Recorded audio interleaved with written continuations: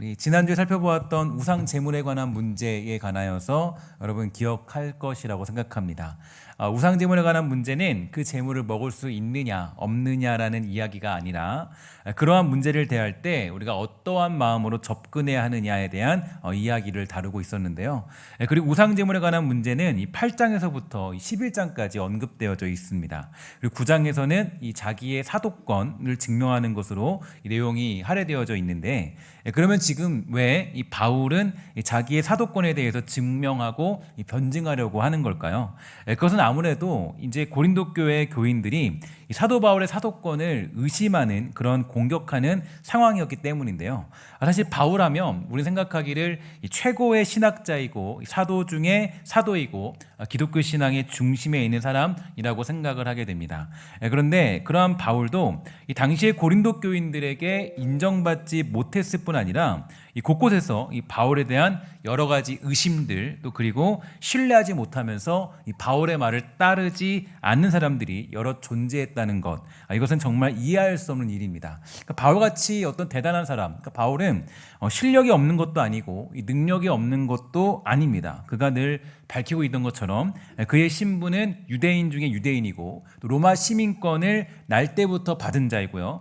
그의 학력은 최고의 학력을 가진 사람이었어요. 하지만 수많은 사람들이 바울을 인정하지 않았고 그를 의심했을 뿐만 아니라 바울이 가르친 진리마저도 거절하는 사람들이 여러 교회에서 나타나게 되죠. 저는 이러한 사실을 접하면서 이 하나님의 일하심은 조금 놀랍다라는 그런 생각을 많이 하게 되는데요. 하나님은 우리가 생각하는 것처럼 그러한 방법으로 자기 일을 이루시지 않으시고 하나님의 방법과 자신의 계획으로 그 뜻을 이루시는 하나님이십니다. 그래서 제가 늘 말씀드리는 것이 한 가지 있는데요. 우리가 할 수 있는 것은 이 충성과 사랑밖에 없습니다. 그러니까 충성과 사랑은 주의 일을 감당하고 하나님께 부름받아 살아가는 이 모든 백성들이 가져야 될 가장 기본적인 자세가 되죠. 그러니까 나의 가장 기본적인 자세는 능력이 아니라 뭐다? 충성이라는 것을 기억할 필요가 있고요. 이 충성으로 살아가면서 이 충성은 뭘로 드러나냐면 이 사랑이라는 행위로 드러나게 되어 있습니다. 그러니까 내가 하나님께 충성하면 사랑이라는 행위가 우리의 삶 가운데 나타나게 되고 사랑으로 누군가를 덮을 수 있는 능력이 나타날 수가 있게 되는 것입니다. 그래서 우리가 하나님께 쓰임받는 것은요, 내가 능력이 있어서, 내가 힘이 있어서, 아는 것이 있고 지식이 있고 내가 어떤 가지고 있는 그런 어떤 많은 어떤 그런 가진 것이 있기 때문에 쓰임받는 것이 아니라 인정받지 못하는 자리라도 하나님이 보내신 자리라면 이 사랑으로 충성하는 것, 그럴 때 거기에 하나님의 능력이 나타나게 되는 것이겠죠. 그러니까 사람들이 우리를 비난받고 힐난받는 자리라 할지라도요, 하나님이 보내신 곳이라면 우리는 그 자리에서 이 사랑으로 충성하며 살아가게 되는 것입니다. 왜냐하면 이 하나님의 계획과 뜻, 이것은 우리의 능력이나 힘으로 이루어지는 것이 절대로 아니기 때문이죠. 이러한 면에서 바울은 우상 제물에 대하여서도 이 충성으로 사랑하면서 이 모든 일을 결정하는 것을 볼 수가 있게 되는데, 그의 마음은 이 자신이 평생 고기를 안 먹는 자리에 있다 할지라도요, 이 나는 사랑으로 충성하겠다 이런 마음을 가지고 있습니다.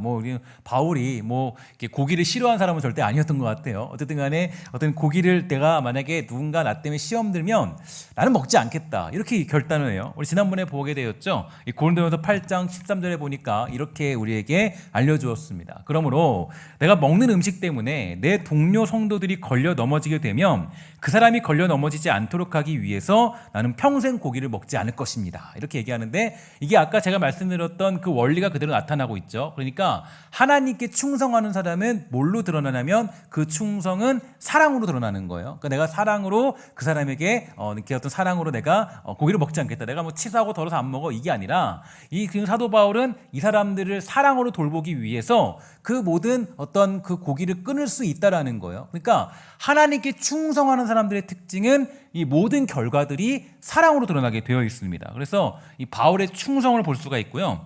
그리고 그 충성은 사랑으로 나타나고 있는 것을, 그 원리를 깨달을 수가 있게 됩니다.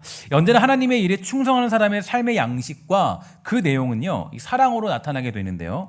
그것이 하나님께 충성하는 사람들의 특징이라고 얘기할 수 있겠죠. 하나님께 충성한다고 해놓고 이 사람 저 사람 정죄하면서 자기 능력을 드러내서 누군가를 시험 들게 만든다면 사실 그것은 충성이라고 얘기할 수가 없습니다. 그래서 바울은 12장까지의 이러한 내용들을 마무리 지으면서 13장에 가면은 뭐라고 얘기하냐면 여러분들이 너무나 잘 아는 말씀이 있는데요. 우리 점검하면서 우리 함께 이 말씀을 읽어보도록 할까요? 시작. 내가 사람의 방언과 천사의 말을 할지라도 사랑이 없으면 소리나는 구리와 울리는 꽹과리가 되고 내가 예언하는 능력이 있어 모든 비밀과 모든 지식을 알고 또 산을 옮길 만한 모든 믿음이 있을지라도 사랑이 없으면 내가 아무것도 아니요 내가 내게 있는 모든 것으로 구제하고 또 내 몸을 불사르게 내줄지라도 사랑이 없으면 내게 아무 유익이 없느니라. 아멘.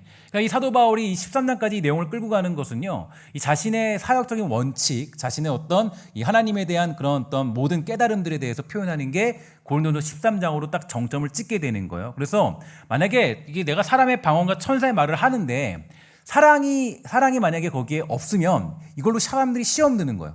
그러니까 내가 만약에 이 중에서 누군가 이 방언과 천사의 말을 막 해요. 그러면 이걸 가지고 사랑이 없이 이 일을 하게 되면은 누군가가 이것 때문에 상처를 받고 힘들어하는 거죠. 그렇기 때문에 사도 바울이 얘기하기를 만약에 사랑이 없으면 그거 아무 의미가 없어 라고 얘기하는 거고, 또 만약에 모든 지식을 알고 예언을 하고 있다. 그런데 예언을 하고 있는데 사랑이 없어요. 그러면은 이것 때문에 시기, 질투, 정죄 막 이런 것들이 나타나게 되는 거예요. 그러니까 그러면서 이 모든 사역이나 모든 것들이 헛되다. 그러니까 사랑이 없으면 아무것도 아니라는 거예요. 내가 하나님께 충성했는데 이 충성은 언제나 뭘로 드러나냐면 이 사랑으로 드러나게 돼요. 사랑으로. 그래서 사도 바울의 언제나 이 사도권의 어떤 변증도 그렇고요. 이 사도 바울이 했던 이 모든 사역들의 원리를 보면요, 언제나 사랑입니다. 사랑. 그러니까 사랑을 중점적으로 나타내는 거예요. 그러니까 언제나 하나님께 충성하면 이 충성에는 사랑이 따르게 되죠. 그러니까 우리가 하나님께 충성한다면 무엇을 만나든 이 사랑으로 대하는 것입니다. 그래서 보통 세상에서는 이 케이스 바이 케이스라 그래서 소위 말해서 어떤 일이 있으면 이 케이스대로 어떤 무슨 사건대로 다 이렇게 어떤 이렇게 해결해야 된다라고 하지만 성경은 아니에요. 그러니까 성경적인 그 어떤 관점과 그리스도인들이 가져야 될 가장 중요한 내용은 우리는 무슨 일을 만나도 사랑입니다. 그러니까 나를 비난하던, 나의 어떤 인정하던, 무슨 일이 있든 간에 우리의 모든 케이스 바이 케이스는 전부 다 사랑으로 다 통합되는 거예요. 그러니까 이게 우리가 가지는 그리스도인의 법칙이고 원칙이 되는 거죠. 그래서 이 바울은 지금 자신을 힐난하고 비난하고 심지어 이 바울의 사도권조차도 인정하지 않는 그들에게 사랑으로 대하고 있습니다. 그래서 이것은 그의 마음이 넉넉하고 괜찮은 사람이거나 겸손하기 때문이 절대로 아니라는 거죠. 이 바울은 하나님께 충성하는 사람이었기 때문에 이 충성이 사랑으로 그렇게 나타나고 있는 것입니다. 그래서 9장 19절 이하를 좀 보면요, 이 바울이 뭐라고 설명하냐면 이렇게 말하고 있어요. 나는 자유인이고 어느 누구에게도 매어 있지 않습니다.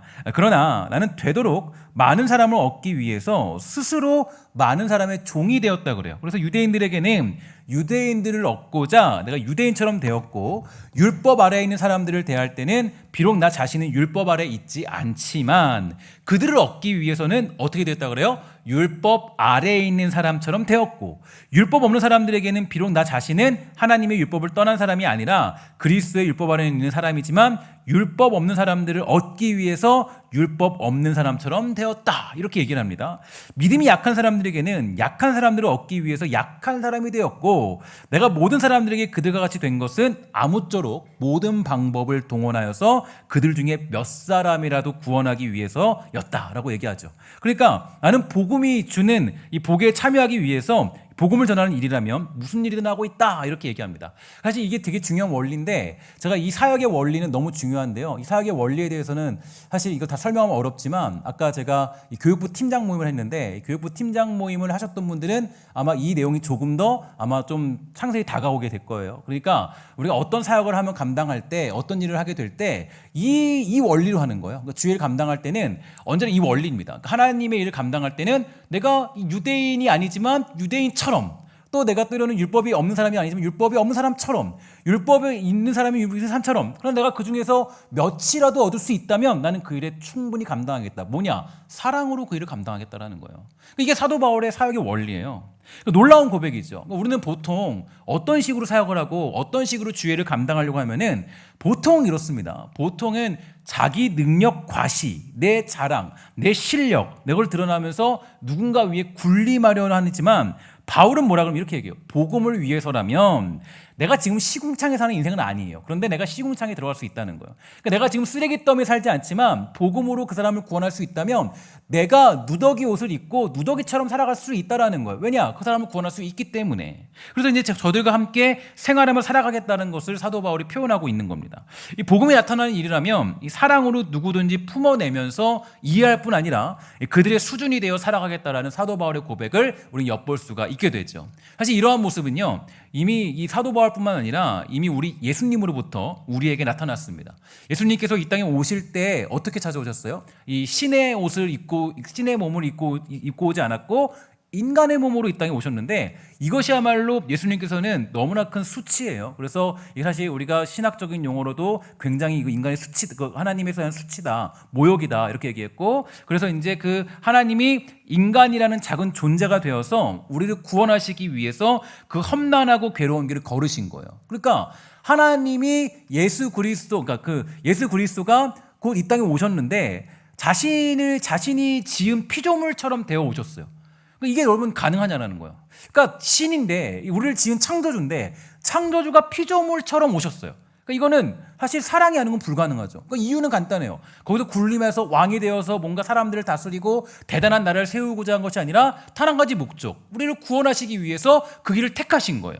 그러니까 이게 바로 이 구원의 길로 인도하는 방법이 되죠. 저는 사실 이 부분이요, 이 기독교가 다른 종교와는 전혀 다른 가치관이라고 생각하는데, 제가 사실 이 부분을 깨달았을 때 기독교에 대한 확신을 정확히 할 수 있었어요. 왜냐하면 이유가 있는데요, 이 모두가 이 어떤 다른 종교들을 보면요, 이 종교들에서 이 많은 어떤 그런 이 신들을 보면 그 신들은 대부분 자기가 얼마나 대단하신가를 증명하려고 해요. 예를 들어서 뭐 간단히 얘기를 해서 무당만 봐도 내가 얼마나 능력이 있느냐. 소위 말해서 이제 뭐 거기 보면은 이제 무당들도 보면 이 지나가는 그 집 같은 데 보면은 풍선 같은 뭐 이렇게 있잖아요. 막 세워놓고 막 바람 같은 거 이렇게 해놓고 뭐 깃발 같은 거 해놓고 그게 뭐 영역을 얘기한다면서요. 근데 그런 영역으로 자신을 드러내잖아요. 증거하잖아요. 내가 얼마나 힘이 세냐. 이런 것도 자기를 증명하고 군림하려고 그래요. 다른 어떤 종교도 마찬가지요. 다른 종교도 보면 이 어떤 이 신들이 다 이제 그런 이 그러니까 어떤 그런 그런 그들의 경전을 보면 대부분이 전부 다 자기들이 얼마나 뛰어난가, 대단한가, 엄청난 존재인가, 무섭고 대단한 존재다. 그래서 보면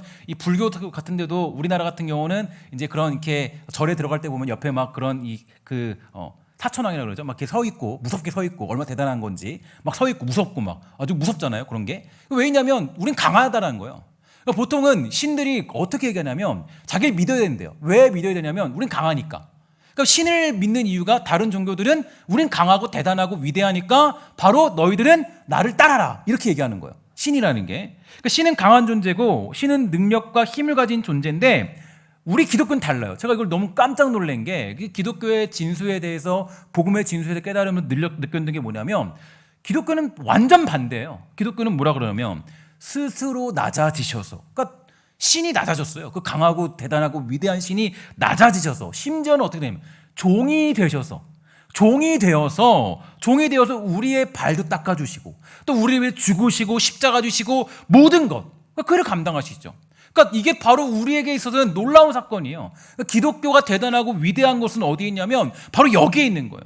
이게 바로 예수님의 엄청난 충성이죠. 그러니까 예수님의 충성은 곧 뭘로 드러나냐면 그 충성은 사랑으로 드러났어요. 그러니까 예수님이 하나님께 충성하셨는데 그 충성이 바로 사랑으로 나타났죠. 그리고 그 사랑이 우리를 구원해 내셨습니다.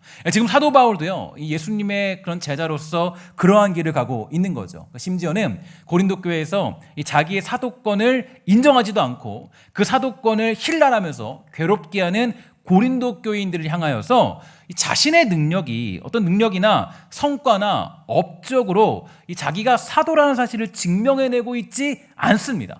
그러니까 오늘 본문에서 보면은 우리가 가장 중요하게 생각해야 되는 내용은 내가 자유자가 아니냐, 사도가 아니냐, 예수 우리 주를 보지 못하였느냐, 주 안에서 행한 나의 일이 너희가 아니냐, 다른 사람들에게는 내가 사도가 아닐지라도 너희에게는 사도이니 나의 사도됨을 인친 것이 너희라, 이렇게 얘기하면서 자기 사도권을 이제 증명하는 것을 볼 수 있게 되는데, 이 바울이 자기 사도권을 증명하는 방법은 이겁니다. 너희가 예수를 믿게 되지 않았느냐, 이것으로 답을 대신하고 있어요. 그러니까 이 내용이 여기서는 잘 이해가지 않지만 이 사도 바울의 자기 변호를 보면은 이것을 조금 통전적으로 보게 되면은 이 내용이 조금 더 넓게 보면 이해가 갈 것입니다. 그래서 조금 지나서 이 고린도후서 10장을 보면요, 이 내용이 조금 더 잘 나타나고 있는데 여기도 사도 바울의 자기 어떤 변호를 하고 있는 내용이 나타나요. 고린도후서 10장 1절부터 2절에 보면 이렇게 되어 있습니다. 너희를 대면하고 유순하고 떠나 있으면 너희에 대하여 담대한 나 바울이 이제 그리스도의 온유와 관용으로 친히 너희를 권하고 또한 우리를 육신에 따라 행하는 자로 여기는 자들에 대하여 내가 담대히 대하는 것 같이 너희와 함께 있을 때 나로 하여금 이 담대한 태도로 대하지 않게 하기를 구한다. 이렇게 얘기하는데 이 말이 지금 보면요 굉장히 은혜스러워 보이지만요 사실 이 내용이 그런 내용은 아니에요. 어떤 얘기냐면 이거예요. 바울은 고린도 교인들에게 복음을 가르칩니다. 그들을 양육하고자 했어요. 그런데 고린도 교인들은 바울을 인정하지 않아요. 사도로 보지 않아요. 사도로 보지도 않고 사도권을 인정하지도 않아요. 그런데 만약에 바울이 이 고린도 교인들을 가르치고 양육하기 위해서는 가장 먼저 해야 되는 게 사도권이 인정돼야 되는 겁니다. 그래서 그렇게 인정돼야 그들을 꾸짖고 제대로 양육할 수 있는 건 아니겠습니까? 이런 것 같아요. 여러분 자녀가 있는데 이 부모가 자녀를 양육하며 가르칠 수 있는 것은 이 부모이기 때문입니다. 그리고 부모로서 인정할 때 이 자녀는 부모의 말을 들으면서 깨닫고 뉘우치며 그 길을 가게 될 거예요. 그런데 만약에 자녀가 부모의 말을 우습게 여기고 있다면 부모의 권위를 인정하지 않고 존중하지 않으면 부모는 자녀를 가르치는 게 무척이나 어렵겠죠. 그러니까 여기는 존중이 있어야 돼요. 그러니까 자녀가 부모를 존중하고 존경하는 마음이 있어야 되고 인정이 있어야 됩니다. 그럴 때 이 부모의 말을 잘 들을 수 있게 되는 거예요. 지금 바울도 같은 상황이에요. 그러니까 그래서 바울이 말하기를 너희들이 지금 이런 모습을 보인 것에 대하여서 내가 화를 내지 않도록 강경하게 그 문제에 대처하지 않도록 나를 도와달라. 이렇게 간곡하게 요청하는 거예요. 그러니까 너희들이 지금 이런 모습을 보이는 거, 나를 인정하지 않는 부분, 나의 사도권을 인정하지 않는 부분에 대해서 내가 강경하게 너희들에게 말하지 않는 것을 않도록 너희들이 나를 좀 도와달라. 이렇게 얘기하는 게 지금 고린도후서 10장 1절과 2절에 나타나고 있어요. 그러니까 결국 바울이 이 자기의 사도권을 증명하는 방법은 뭐냐면 이겁니다. 그러니까 너희가 나 바울로 인하여서 예수를 믿게 되었다라는 거예요. 그러니까 이런 얘기로 사도 바울의 자기 번호권을 증명하는데, 그리고 그렇게 예수를 믿도록 만든 그의 방법이 뭐였냐면 우리가 앞서 보았던 것처럼 어르고 달래고 율법이 없는 자라면 율법 없는 자처럼, 믿음이 약한 사람이라면 믿음이 약한 것처럼 되어서 그들에게 예수 그리스도를 소개하고 그 예수를 알게 했다라는 거예요. 그러니까 즉 자신이 예수 그리스도를 증매하지 않았다면 너희가 어떻게 예수를 믿을 수 있었겠느냐라고 그렇게 묻고 있는 것입니다. 부모와 자녀도 마찬가지겠죠. 아무리 자녀가 부모를 부인하고 부모의 권위를 인정하지 않아도 부모는 자녀를 낳았고 그 자녀가 모르는 무한한 헌신이 결국에 그 자녀를 성장케 하였습니다. 그런데 그 시간이 지나면서 자녀가요 부모의 헌신과 사랑, 무엇보다 낳아주신 은혜를 잊어버리게 된 거예요. 부모는 자녀가 똥을 싸도 기뻐했고, 또 어떤 놀자 그러면 아기가 되어서 아기랑 놀고, 저도 사실은 되게 저는 좀 내성적인 스타일이어가지고 막 춤추고 이런 거 되게 싫어해요. 근데 가끔씩 애들이 저보고 춤춰보라고 그럴 때 있어요. 그러면 그때 막 춤을 춰야 돼요. 안 추면 애들이 저를 싫어하니까 춤을 막 춰줘야 돼요. 바보같이 돼서 막 춤을 추게 되고, 아이랑 놀아줄 때는 막 저도 막 엎드려서 막 지능 갖고 놀기도 하고, 그렇게 성장시키지만 자녀들은 그 사실을 싹 잊어버린 것처럼요. 지금 고린도 교인들도 바울이 하나님께 충성하며 사랑으로 예수 그리스도를 중매한 그 사실을 잊어버린 그 현실에 대해서 자신이 화를 내지 않고 강경하게 대처하지 않도록 해달라고 부탁하는 내용이 고린도후서 10장 1절과 2절에 나타나는 바울의 부탁 내용이에요. 그래서 바울은요 계속적으로 이렇게 말합니다. 고린도후서 10장 7절 이렇게 얘기합니다. 야 너희는 왜 그런가 봤더니, 왜 나를 인정하다는 걸 봤더니 이런 이유예요. 너희는 외모만 보고 만일 사람이 자기가 그리스도에게 속한 줄을 믿을진데 자기가 그리스도에게 속한 것 같이 우리도 그러한 줄을 자기 속으로 다시 생각할 것이라, 이렇게 얘기하는데 이 말은 또 좀 어렵죠. 그러니까 사실 성경이 좀 쉽지 않아요. 어려운데 이게 이런 말이죠. 그러니까 너희가 정말 예수 믿는 자라면 나를 알아볼 것이지만, 그러니까 예수 안에 있으면 나를 알아본다는 거야. 마치 자녀가 나중에 어쨌든 부모를 알아보는 그 장면이 있잖아요. 모든 면에 보면은. 그러니까 마치 너희가 만약 예수 안에 있으면 너희가 나를 알아볼 것이야. 그러나 너희들이 만약에 예수 안에 있지 않다면 나를 모를 것이다. 이렇게 얘기하는 거예요. 그러니까 아무리 자녀가 부모의 초라하고 부족한 모습을 가지고 이게 얘기하는 거예요. 자녀가 뭐라 그러면 자녀 우리 아버지는요, 우리 어머니는요, 뭐 돈도 별로 없고요, 집도 없고요, 뭐 차도 별로 없고요. 내 부모가 아닌 것 같아요. 얘기하는 거예요. 뭐 외모가 별로고, 뭐 어떤 가진 것도 없고, 뭐 별론 것 같아요. 그리고 뭐라 그러면 이 사람이 그런 거예요. 이 사람들이 내 부모가 아닙니다. 막 주장하는 거예요. 우리 부모는요, 뭐 능력도 없는 것 같아요. 그래도 부모가 아닌 것 같아요. 아무리 우겨도 유전자 조사해 보면 어때요? 나오죠? 부모라는 게. 부모고 자녀라는 게 나오는 거예요. 그러니까 바울이 지금 그런 이야기를 하는 거예요. 만약에 너희가 나를 부정한다면 이 결국은 그것은 너희가 예수 안에 속한 자가 아니라는 이야기밖에 안 된다라는 거예요. 고린도 교인들은 바울을 비난하는데 그 비난이 재밌어요. 왜 비난하냐면 이런 것 같아요. 그러니까 첫 번째로는 이 바울의 그 외모가 사도 같지 않다는 거예요. 그러니까 이게 너무 웃겼던 게, 제가 보면 웃긴 게, 이 사도의 권위를 보면서, 사도의 권위를 사실 권위는 예수 그리스도를 이제 그 예수 그리스도의 사사를 받았냐, 흔히 말해서 제자로 살았냐, 이게 사도권의 가장 중요한 핵심이거든요. 근데 그 사람들은 이게 관심이 없어요. 뭐냐면 이 사람들이 관심이 뭐냐면 그 외모를 보니까 그 외모가 사도 바울의 외모를 보니까 외모가 별로라는 거예요. 그러니까 조금 좀 젠틀해 보이지도 않고, 좀 뭐 어떤 이 권위 있어 보이지도 않고, 조금 이제 사도 바울의 그 대충 외모를 보면 이 머리가 좀 이렇게 까졌다 그러죠. 대머리고, 그리고 또 그래서 이제 좀 이렇게 좀 외모가 좀 볼품이 없었다 이런 얘기를 많이 해요. 그러니까 이 고린도 교인들이 봤을 때 좀 있어 보이고 괜찮아 보이는 그런 사람이 좋겠다라는 거예요. 사도라면. 사도가 근데 바울이 그런 모습이 없어요. 또 한 가지가 문제가 뭐냐면 사도 바울이 왜 비난받으면 이거예요. 그러니까 그의 실력이나 능력이 아니라 사도 바울의 말솜씨가 별로였다는 거예요. 그러니까 그가 이 글을 쓸 때는 논리적으로 완벽했어요. 완벽했는데 굉장히 좋았다고 이렇게 평가되고 있는데 말할 때는 아마도 사람들이 얘기하기를 더듬더듬 거렸을 것이다. 그러니까 말할 때는 예를 들어서 고린도 교인들이 이런 식으로 얘기했거나 조금 더 뭐 강하게 얘기하면 조금 더 어떤 다른 부분들이 있었겠죠. 그러니까 많은 것들을 봤을 때 좀 부족했다. 그러니까 말솜씨가 부족했다. 그러니까 말솜씨가 좀 이렇게 연약했다라는 것을 볼 수 있어요. 그러니까 이 바울이 글을 잘 쓰지만 이게 그 11절에 고린도서 10장 11절에 나타나는데 이 바울이 글은 잘 쓰는데 아마 말은 좀 부족했던 것으로 보여요. 그러니까 고린도 교인들은 그런 바울이 사도로 인정받는 게 싫었어요. 야, 무슨 저런 사람이 사도야. 무슨 저런 사람이 사도냐고. 무슨 뭐 말도 잘 못하고 외모도 뭐 머리도 까졌고 무슨 뭐 무슨 그 사람이 무슨 뭐 사도야. 근데 이거는 마치 이런 거 똑같죠. 마치 우리 부모님이 외제차 정도는 끌어주고 50평 정도 이상 되는 집은 가지고 있어야 부모다라고 인정하고 싶은 거와 똑같은 상황이에요. 그래서 고린도 교인들이 그렇게 요구하고 있는 거예요. 아니 사도라면 아니 뭐 적어도 뭐 조금 외제차 끌고 다니고 아니면 저기 뭐 10,000명 목회 정도는 해야 그게 사도 아니에요? 당신이 무슨 사도입니까? 외모 보니까 별론데. 여러분들은 이런 취급을 당하면 어떤 기분이겠어요? 여러분들과 제가 만약에 그런 취급을 당하면, 제가 만약에 지금 현재도 담임 목사인데 무슨 외모 보니까 담임 목사 같지 않아요.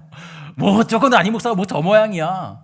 그런 취급을 제가 받고 있다면 얼마나 마음이 속상할까요? 여러분 마찬가지예요. 부모인데 자녀가 그러는 거예요. 아니 당신이 내 부모라면 아니 조금 더 있어 보여야 되는 거 아니에요? 조금 더 괜찮아 보이잖아요. 직장도 좋아야 되고 돈도 좀 많아야 되는 게 내 부모인데 내가 봤을 때 당신 내 부모로 안 된다고. 그럼 어떤 기분일까요? 기분이 굉장히 마음이 속상하겠죠. 어렵겠죠. 그럼 대부분 이런 취급을 당하면 나 자신을 무시하면요 대부분 어떻게 해요? 역정을 내면서 화를 내던가 그들에게 자기 실력과 능력 과시할 거예요. 그래서 내가 실력이 얼마나 좋은데 내 능력이 얼마나 좋은지 알아? 내가 사실 숨겨놓은 그 통장 있는 거 너 몰랐지? 내 통장에 나 10억 들어있어 사실. 얘기할 수 있는 거예요. 그러니까 그렇게 얘기하면서 자기 능력 실력 과시하겠죠. 내가 어떤 존재인지 아니? 내가 그래도 한때 잘 나갔어. 한때 내가 너 결혼하기 전에는 내가 너 낳기 전에는 내가 너 얼마나 내가 뛰어난 사람인지 알아? 대단한 사람이야. 아마 자기 능력들을 하나씩 다 밝혀가면서 내가 자기 부모라는 걸 어떤 증명하려고 할지도 모르겠어요. 아니 내가 더 뛰어나다는 걸 증명할지 모르겠어요. 내가 돈이 얼마큼 있고 이런저런 사람들과 관계도 있는지 아니? 하면서 그런 것들로 어떤 자기를 증명하는 것처럼 아마 사도 바울도 그랬을지 모르겠어요. 사도 바울도 마음속으로는 그런 마음이 있지 모르겠죠. 그러니까 속으로는 그러고 싶었을지 몰라요. 인간이니까. 그러니까 사실 사도 바울하면 뭐 빠질 게 없는 사람이잖아요. 뭐 아까도 말씀드렸듯이 유대인 중에 유대인이고 또 로마의 신분을 가지고 있고 로마의 신분을 가진 사람은 그 재판도 안 받아요. 대단한 사람이에요. 그러니까 엄청난 사람이죠. 뭐 어떤 일 있으면 로마에서 가야 재판을 받을 수 있어요. 대단한 사람이에요. 그러니까 거기다가 또 가말리엘 문에, 그러니까 서울대 나온 거예요. 소위 말해서 따지면 서울대가 아니라 거의 뭐 하버드 나온 거예요. 대단한 사람인 거예요. 그런 것들로 사도를 증명할 수 있죠. 근데 바울의 자기 증명은 달라요. 바울이 뭐라 그러냐면 고린도서 11장 1절과 2절을 보면 그 내용이 정확히 나타나는 이렇게 되어 있습니다. 제가 읽어보도록 할게요. 원하건대 너희는 나의 좀 어리석은 것을 용납하래요. 야, 이게 정말 이 사도 바울이 가지는 엄청난 강점입니다. 그러니까 사역자나 이 여러 성도로 살아갈 때 이 모습이 너무 중요해요. 그러니까 이렇게 해요. 그런 막 힐난하고 막 외모도 비난하고 막 말도 비난하고 막 너 사도 같지 않아. 너 별로야. 막 얘기하는데 사도 바울은 자기가 능력이 있음에도 불구하고 그 능력 가지고 자신을 과시하지 아니하고 뭐라 그러면 이렇게 얘기해요. 원하건대 너희는 나의 좀 어리석은 것을 용납해라. 그 다음 보세요. 뭐라 그러면 청하건대 나를 용납하라. 내가 하나님의 열심으로 너희를 위하여 열심을 내노니 내가 너희를 정결한 처녀로 한 남편인 그리스도께 드리려고 중매하였다. 이렇게 얘기합니다. 그러니까 이게 사도 바울이 가지는 너무 놀라운 관점이에요. 그러니까 사람들은 바울에게 말해요. 야, 너가 사도로 인정받으려면 능력으로 평가받아봐. 너 말투 바꿔봐. 너 가지고 있는 어떤 뭐 실력 가지고 와봐. 너가 얼마나 뛰어난지 증명해봐. 너의 실력이 어느 정도냐? 계속적인 요구와 비난을 하고 있는 상황에 바울의 대답은 이겁니다. 뭐라 그러냐면 나의 어리석음을 용납하라는 거예요. 이게 참 대단한, 저는 이 고백이요 너무나도 멋진. 그러니까 고린도전서 후서를 내가 연구하면서 너무 놀라운 게 결국 고린도전서도 뭘 향해 달려나가면 결국 사랑을 향해 달려가요. 그러니까 고린도전서로 얘기한 거는 고린도전서 13장을 향해 달려나가고 그게 사역의 모든 원리고 1장부터의 내용을 다 정리하는 내용이 13장의 내용이죠. 그리고 사도 바울이 직접 그 내용을 실천하는 내용이 뭐냐면 너희들 나의 어리석은 걸 용납하래요. 그러니까 사실 비난하고 힐난하면 맞대응해야 되죠. 야, 당신이 뭔데? 야, 내가 예수님 본 게 너 어떻게 알아? 네가 봤어? 내가 얼마나 뛰어난 사람인지 알아? 내가 논리가 얼마나 대단한지 아니? 너 나 못 따라와. 얘기할 수 있잖아요. 그렇게 얘기 안 해요. 뭐라고 하면 나의 어리석은 걸 용납하라. 사실 사도 바울이 어리석지 않아요. 대단한 사람이라고요. 근데 어리석은 걸 용납하래요. 그리고 어리석음을 용납하라 라고 얘기하면서 바울이 자기의 어리석음을 인정한 것은 정말로 자신이 부족하다는 것이 아니라 나는 충분히 너희를 위한 일이라면 그 어리석음조차도 받아낼 수 있고 그 자리에라도 내가 갈 수 있다라는 거예요. 사도 바울의 고백이 그건 거예요. 그러니까 하나님이 여러분과 저를 어디로 이끌어가냐면은 그런 자리를 이끌어가요. 제가 사역자가 되면서 느끼는 것은 하나님이 자꾸 저에게 그런 것들을 많이 말씀하세요. 자꾸 가르치는 것 같아요. 또 목회자 살아갈 때 그런 모습을 가르쳐주는 것 같아요. 어리석은 자로 살아가라. 그러니까 나는 대단한 실력으로 살아가는 것이 아니라 어리석은 자로 살아가는 게 우리의 목표인 거예요. 그러니까 우리 성도가 되는 것은, 성도의 그런 자랑은 어리석은 자라는 걸 내가 깨닫고 그걸 실천하며 살아가는 거예요. 그러니까 이 말이 고린도전서 8장에서는 이렇게 표현됐죠. 누군가 시험에 드는 사람이 있다면 나는 평생 고기를 먹지 않겠다. 이 말과 똑같은 얘기인 거예요. 이게 바로 사도 바울의 자기 증명이었어요. 그러니까 예수님이, 여러분, 사실 이 모습은 예수님을 통해서도 살펴볼 수 있는데 사실 예수님이 원조죠. 그러니까 예수님이 이 땅에 오셨을 때 이 많은 사람들은 예수님이 자기 증명을 대단하고 위대하게 해내기를 바랬습니다. 그러니까 예수님이 인정받지 못한 게 십자가 달려 돌아가신 이유가 뭐예요? 예수님이 자기 원하는 입맛을 안 맞춰준 거예요. 그러니까 만약에 예수님이요, 예를 들어서 그 사람들이 예수님 못 박아라 막 난리치잖아요. 못 박아서 막 못 박자 막 뭐 그러잖아요 막. 근데 그럴 때 예수님 만약에 야 조용히 해봐, 내가 하나 보여줄게. 갑자기 그런데 막 하늘이 막 쫙 갈라지고 번개 쫙쫙쫙쫙 치고 그러면 그들이 못 박아라 했을까요? 야, 저분 예수님이구나. 그렇겠죠. 그러니까 여러분 되게 이게 정말 중요한 게 빌라도가 신문했어요. 야, 너 정말 하나님의 아들이니? 맞습니다. 주님이 얘기하시죠. 근데 거기는 자기 증명이요. 뭐 어떤 그 하나님의 아들이라는 증명이 뭐 어떤 뭐 갑자기 다른 걸로 그런 걸 보여주지 않으세요. 그러니까 빌라도가 신문할 때 예수님은 충분히 자신이 하나님의 아들이라는 사실을 증명할 수 있었어요. 기회가 있었다고, 기회가. 그러니까 십자가에 못 박힘 당하지 않을 기회가 있었어요. 만약에 빌라도가 물었을 때 예수님 이렇게 얘기할 수 있잖아요. 야, 너 내가 누군지 모르니? 내가 좀 보여줄게. 예전에 너 그 소식 들었니? 오병이어의 기적 너 들었지? 야, 이거 너 하나님 아들인 거 증명되지? 야, 너 나사로의 살아남음 들었니 못 들었니? 나사로가 죽어서 살아났어. 내가 살렸어. 너 알지? 얘기할 수 있잖아요. 그리고 귀신을 쫓아내는 기적들 수없이 밝혀졌죠. 병 고침의 기적. 하나님의 아들이라는 걸 증명할 수 있었어요. 그러니까 어떤 그렇게 하면서 이 바로 그 자리에서 어떤 기적을 일으키시면서 자기 증명을 충분히 해내실 수 있었지만 예수님의 자기 증명은 뭐였냐면 십자가의 길을 걷는 것이고 십자가에 달려 죽으시면서 하나님께 버림받는 자리로 가는 것이었습니다. 여러분, 이게 되게 중요한 원리고 여러분들과 제가 알아야 될 신앙적인 굉장히 중요한 원리예요. 그러니까 우리는 보통 그 예수님의 자기 증명을 어떤 이 나의 자기 증명처럼 만들려고 그래요. 그러니까 내가 어떤 하나님의 사람이라면 내가 이런 복도 받아야 되고 저런 복도 받아야 되고 이런 어떤 것도 눌러야 되고 뭐 이런 어떤 건강도 누려야 되고 많은 거 누려야 된다 생각해요. 그런데 사실 하나님이 우리에게 자기 증명을 하라고 보내는 자리는 어디냐면 결국에는 예수님이 자기 증명을 어디서 하셨냐면은 바로 십자가의 마지막 말로 하셨어요. 뭐라고 이렇게 얘기하셨죠. 어찌하여 주님 나를 버리셨습니까? 이게 자기 증명이에요. 이게 예수님의 자기 증명이셨어요. 하나님의 아들이었다는 자기 증명. 그러니까 여러분, 하나님이 여러분들과 저를 어디로 이끌어 가시냐면 사실은 그 자리로 이끌어 가셔서 그러한 자기 증명을 해내기를 원하시는 분이 하나님이세요. 그래서 우리는 이 사실을 염두에 두어야 될 필요가 있죠. 예수 믿는 사람들의 자기 증명은 무엇이어야 되냐면 이 저와 여러분들이 예수 믿는 사람으로서 하나님의 자녀로서의 자기 증명은 뭐냐? 내 실력으로 내 능력으로 이 내가 가진 것과 아는 것으로 자기 증명을 하는 것이 아니에요. 내가 누구인지 똑똑히 밝혀내려고 우리는 막 노력하고 막 안간힘을 쓰지만 성경이 말하는 성도로서의 자기 증명, 그것은 바울의 길을 가는 것이고 궁극적으로는 예수님의 길을 가는 거라고요. 그러니까 무슨 얘기냐면 어리석은 자라면 어리석은 자가 되는 것이고, 그러니까 어리석은 자를 만나면 내가 어리석은 자가 되는 거예요. 그리고 부족한 자를 만나면 내가 부족한 자가 되는 거예요. 이게 오늘 바울이 자기의 사도권을 증명하는 굉장히 중요한 근거와 단서가 된다는 거예요.